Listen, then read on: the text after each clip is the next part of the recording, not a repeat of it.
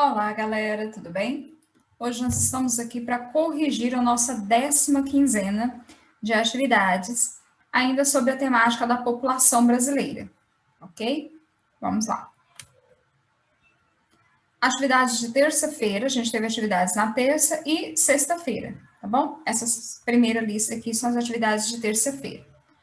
Expectativas de aprendizagem. Quais são os objetivos, né? O que nós pretendemos alcançar enquanto professores para o conhecimento de vocês? Vocês percebam as transformações nos espaços urbanos e rurais e a diferença do ritmo e no tempo dessas transformações ao longo do tempo, tá? É uma forma de a gente perceber que esses espaços, tanto urbanos quanto rurais, eles foram se transformando ao longo dos anos, ao longo dos tempos. Num primeiro momento, a gente vê o processo, por exemplo, de êxodo, da saída das pessoas do campo. Depois a gente vê um processo de volta dessas pessoas para o campo, né, um processo de descentralização. Outro objetivo, entender o processo histórico de ocupação e formação do território brasileiro, que a forma com que o território foi ocupado desde o primeiro período ali da colonização, isso foi, vamos dizer assim, mostrando como é essa população hoje, tá? A forma como esse território foi sendo ocupado e seus municípios e identificar a diversidade cultural, étnica, religiosa, sexual, de gênero e de classe que nós temos dentro do território brasileiro.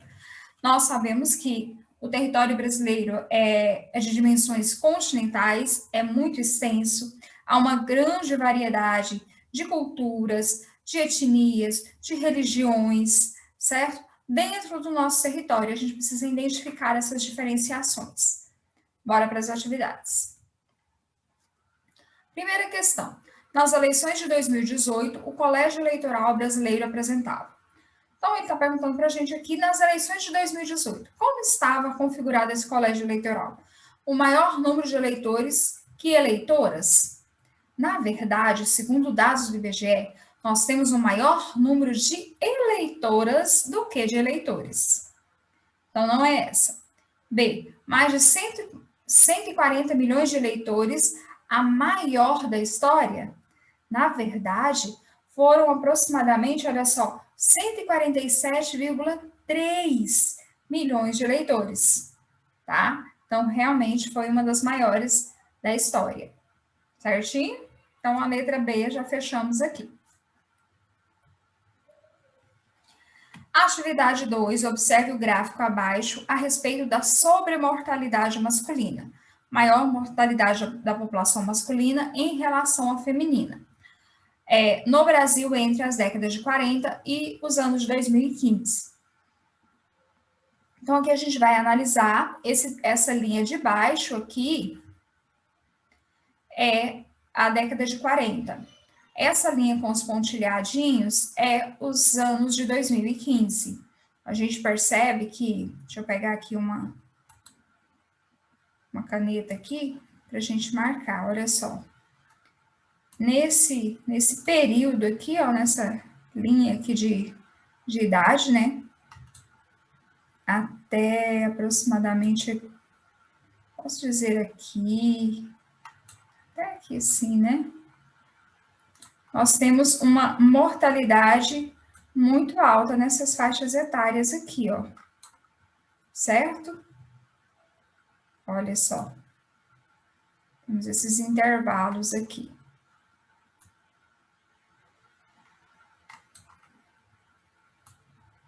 Certo?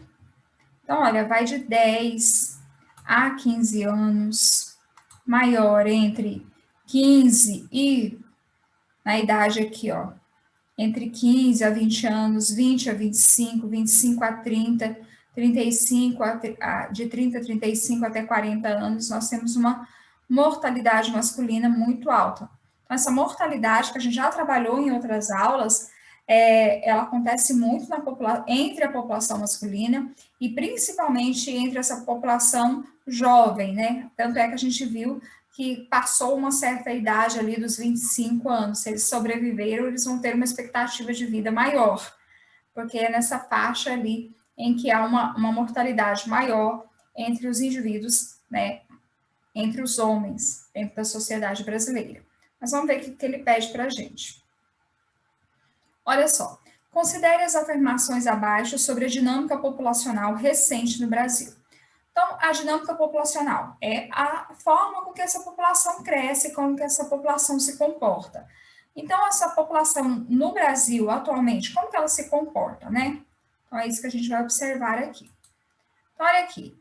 1. A sobremortalidade masculina em 2015 concentra-se nos grupos de 15, 19, 20 a 24, 25 e 29? Sim, não é? A gente percebe que nós temos essa sobremortalidade entre essas faixas etárias. 2. A alta incidência de mortes entre homens jovens adultos pode ser explicada pelo grande número de óbitos por causa de quê? De violências e não por causas naturais, que atinge a maior intensidade dessa população. Como a gente falou, essa população masculina, principalmente os jovens, né, estão mais sujeitos a questões de violência, violência no trânsito, violência urbana e todos os tipos de violências que se configuram dentro do ambiente, da sociedade ali em questão. 3. Altos níveis de sobremortalidade masculina no grupo de adultos jovens em 2015, quando comparados a 1940, mostram que é um fenômeno de regiões que passaram, olha só, por um rápido processo de urbanização e metropolização. Nós sabemos que o crescimento das cidades de forma desordenada, ele também traz as questões da violência, não é? A desigualdade social, a falta de acesso a um emprego, uma escolaridade, essas dificuldades, né, que são geradas sobre essa população, acaba gerando, então, um maior índice de violência. E essa população acaba ficando mais vulnerável, né, e suscetível ao aliciamento pelo tráfico de drogas, né, os jovens que se aventuram nessas vidas, né, nessa vida do tráfico, da criminalidade, eles acabam perdendo a sua vida sempre mais jovens, tá bom? Então, nós temos aqui que todas as nossas afirmações estão corretas em relação à mortalidade entre os homens na população brasileira, a sobremortalidade. Terceira questão. Leia o texto e responda a atividade. Índios do Pará tentam fechar o garimpo que polui o rio. Achei super interessante essa questão. Os 225,8 quilômetros de água enlameada que cruzam a floresta amazônica anunciam a tragédia adiante. Mega garimpos ilegais encravados na terra indígena Munduruku e na Floresta Nacional de Crepori, no sudeste do Pará. Mas, ao contrário do Rio Doce, a destruição do remoto Rio das Tropas acontece de forma oculta, menos para os índios, cansados de esperar uma intervenção do Estado, guerreiros e lideranças de etnia, incluindo o cacique-geral Arnaldo Capa, organizaram uma expedição para expulsar os garimpeiros não indígenas do local. Em 6 lanchas, dezenas viajaram armados com flechas e espingardas de caça, incluindo mulheres, crianças e idosos. São Paulo, Folha de São Paulo, 4 de fevereiro de 2018. Nós temos narrando, né, um dos fatos das inúmeras vezes que os índios se cansam de esperar a solução vinda do poder, né, do maior dos estados, de intervir nesses garimpos, e eles, então, vão lutar pela sua floresta. Né? Existe uma relação muito harmoniosa entre os índios e a floresta, né? A floresta é algo sagrado para os índios, de onde eles tiram o seu sustento, mas de uma forma harmoniosa com essa natureza, não de uma forma de exploração e predatória, mas de uma forma em que um está auxiliando o outro ali. Então, esses índios se lançam nessa aventura de tentar se proteger, né, com arcos e flechas e espingardas, muitas vezes vão contra os garimpeiros que estão armados com armas de maior calibre, armas automáticas, enquanto eles vão ali com arco e flecha, infelizmente, né, cansados de esperar. A reportagem aborda conflitos que simbolizam as muitas diferenças culturais entre grupos na região amazônica, como indígenas e garimpeiros, em especial no que diz respeito à relação ao ecossistema. Essa reportagem está mostrando a relação. A gente pode observar aqui a relação que os indígenas têm e que os garimpeiros têm com o ecossistema. Mas vamos adiante aqui, ó. O uso da terra e de seus recursos nas sociedades indígenas é baseado no seguinte princípio. Então, de acordo com as sociedades indígenas, como eles veem a terra? Qual a relação do índio com a terra? Estabilidade climática, preservação ambiental, hierarquização produtiva, sustentabilidade comercial, degradação ambiental. Qual desses termos melhor se identifica com a relação em que o índio tem com o meio ambiente? A preservação ambiental, não é? É a melhor opção para identificar a relação que o indígena tem com o meio ambiente. Quarta questão, analise os gráficos e responda a atividade. Aqui nós vamos falar um pouquinho sobre as diferenças entre homens e mulheres, entre brancos, negros e pardos. Olha só, esse primeiro gráfico aqui de 2016, nós temos a diferença salarial entre homens e mulheres. No primeiro momento aqui, nós temos essa diferença salarial aqui no geral, vamos assim dizer, né? Homens sempre à frente, né? Sempre à frente aqui, ó. Entre brancos, negros e pardos, a gente vê que essa diferença, olha só, entre os próprios homens, essa diferença é enorme entre os brancos, negros e pardos. Deixa eu mudar a cor aqui. E entre as mulheres também uma diferença muito grande. Ó, os homens têm uma diferença muito grande em relação às mulheres, porém entre as próprias mulheres também, ó, tem uma diferença muito grande quando falamos, né, sobre a população negra, tá? Os negros e pardos que se declaram. Tem uma diferença muito grande com a questão salarial. Nesse segundo gráfico, nós temos população de 25 anos ou mais com ensino superior, aqueles que têm acesso à universidade, que conseguem completar a sua graduação. Entre homens e mulheres, olha que legal, aqui a gente está acima, ó. Mas por que será que a gente tem mais mulheres no ensino superior e elas continuam com salário menor? Olha só a questão da desigualdade, né? Nesse segundo plano, nós temos a diferença entre brancos, negros e pardos. Em relação à população masculina, as mulheres continuam ganhando, tanto aqui, né, entre os brancos, quanto entre negros e pardos. As mulheres estão mais presentes no ensino superior. Porém, a diferença, ela é muito grande. Olha para isso. É uma diferença muito grande, né, entre a população branca e os negros e pardos. Vamos ver lá o que ele está pedindo para a gente. Os levantamentos feitos pelo Instituto Brasileiro de Geografia e Estatística indicam diferenças quanto à remuneração e ao acesso ao ensino superior de homens e mulheres. A partir dos dados, observe-se a permanência da seguinte prática. Vamos ver aqui qual vai melhor se identificar. A gente vê exclusão política, discriminação racial, homogeneização cultural, hierarquização econômica, ou nenhuma das alternativas cabe aqui em questão? A discriminação racial, não é? É o que a gente percebe aqui, que há uma diferença gritante, infelizmente, entre a população branca, negros e pardos, tanto em relação a salários, quanto em relação ao acesso ao ensino superior. Atividade de sexta-feira. Bora lá.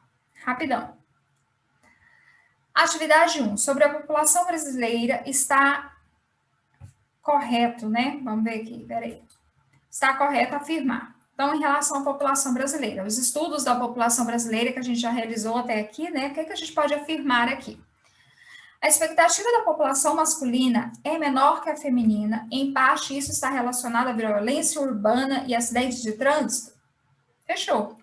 né? A gente já até falou um pouquinho sobre isso na alternativa, numa questão anterior, que a mortalidade masculina, ela é maior, né, do que do que em relação à população feminina, e isso está relacionado à violência urbana, acidentes de trânsito, no qual essa população, os homens, acabam se envolvendo mais.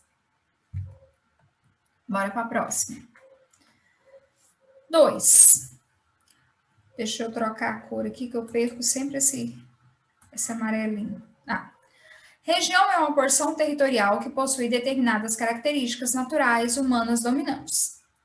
Em 1970, o Instituto Brasileiro de Geografia e Estatística implantou uma nova divisão regional, que continua válida até os dias de hoje. Porém, algumas transformações territoriais no espaço geográfico brasileiro ocorreu após essa data, principalmente após a Constituição Brasileira, tá? Que foi promulgada em 1988, houve algumas mudanças na configuração dos territórios. Vamos descobrir lá o que ele quer. Dentre essas transformações e suas distribuições no território brasileiro, podemos citar corretamente, né? Quais foram essas transformações que aconteceram? Surgimento do estado de Tocantins, desmembrado de Goiás e incorporado à região centro-oeste. O Tocantins foi desmembrado do estado de Goiás, porém ele foi incorporado à região norte, tá? Então não é essa. Transformações dos antigos territórios federais, Roraima, Rondônia, Roraima, Amapá, em estados pertencentes à região norte, verdadeira, tá? A partir da Constituição Federal de 1988, houve a elevação de estados, né, e de autonomia a estados de Rondônia, Roraima e Amapá, que antes eram territórios federais. Quando é território, ele não tem autonomia sobre o governo do seu território aqui, tá?